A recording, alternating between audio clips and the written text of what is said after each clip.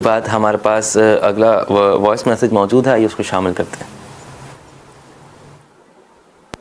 السلام علیکم ورحمۃ اللہ۔ اگر صاحب میرا سوال ہے کہ سرکاری ملازم یا کوئی اور بندہ اگر مجبوراً قرضہ لیتا ہے بینک سے، میں سرکاری ملازم ہوں، تو کیا یہ جائز ہے سرکاری ملازم کے لیے اس کی ایڈوانس سیلری لینا یا قرضہ ایسے لینا بامر مجبوری، تو کیا یہ جائز ہے؟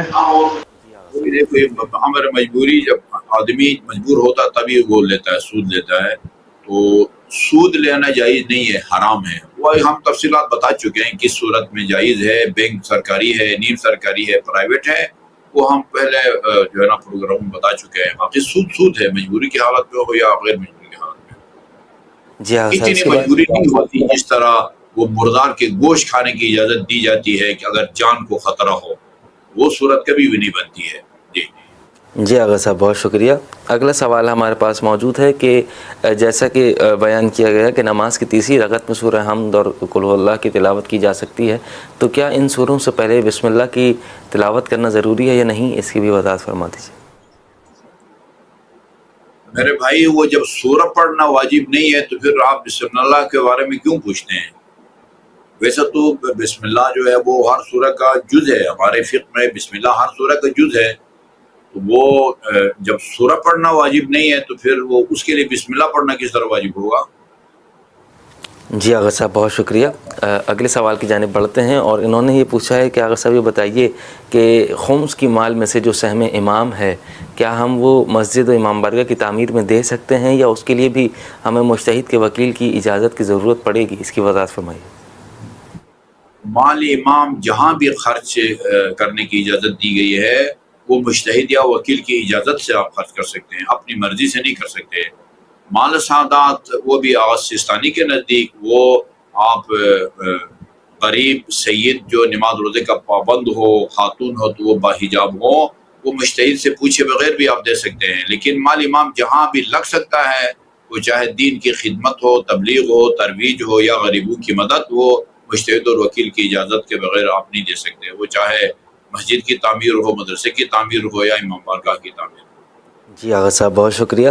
اگلا سوال ہمارے پاس یہ موجود ہے کہ بعد السلام انہوں نے پوچھا ہے، آغا صاحب میں نے عصر کی نماز نہیں پڑھی تھی، اب مغرب کا وقت داخل ہو چکا ہے، تو اب میں پہلے مغرب کی نماز ادا کروں یا پہلے عصر کی نماز ادا کر لوں؟ اس میں کوئی حرج تو نہیں ہے؟ اس کی وضاحت فرمائیے۔ نہیں، آپ کی مرضی ہے، آپ کی مرضی ہے۔ بہتر یہ ہے کہ نماز مغرب کو اس کی فضیلت کے وقت میں پڑھیں، اس کے بعد جو ہے نا وہ عصر رہ گئی تو اس کی قضا پڑھیں۔ جی آغا صاحب، اس کے بعد ہمارے پاس اگلا سوال موجود ہے کہ آغا صاحب یہ بتائیے کہ اگر ہم نے ٹیلر سے سوٹ سلوایا ہے اور اس کی اجرت دیے بغیر اگر ہم کپڑے پہن کر نماز ادا کرتے ہیں تو کیا نماز صحیح ہے یا نہیں؟ اس کے حوالے سے کیا حکم ہے؟ اس کی وضاحت فرمائیے گا۔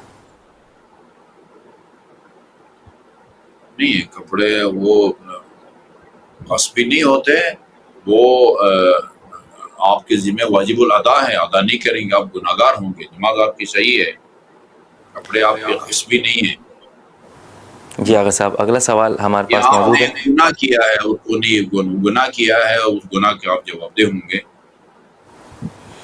جی اگلے سوال کی جانب بڑھتے ہیں، اور بعد السلام انہوں نے پوچھا ہے کہ آغا صاحب مرحوم کے قضا روزے کا جو مد آٹے کی صورت میں کسی غریب کو دے دیں تو یہ قضا روزوں کا مد مانا جائے گا یا نہیں، یا قضا روزوں کے بدلے روزہ رکھوانا ہی ضروری ہے؟ اس کی وضاحت فرمائیے۔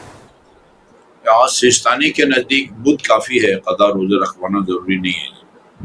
جی آغا صاحب، یہ ہمارے پاس اب آخری سوال موجود ہے، اور انہوں نے پوچھا ہے کہ میرا سوال یہ ہے کہ میں اکیلے رہتا ہوں دبئی میں، کھانا بھی اکیلا کھاتا ہوں اور اکیلے ہی رہنے کی وجہ سے اکیلے ہی سوتا ہوں۔ مولا کا ایک قول پڑھا تھا کہ اکیلے سونے والے اور اکیلے کھانا کھانے والے پر اللہ کی لعنت، تو کیا یہ قول صحیح ہے یا نہیں؟ اس کی وضاحت فرمائیے۔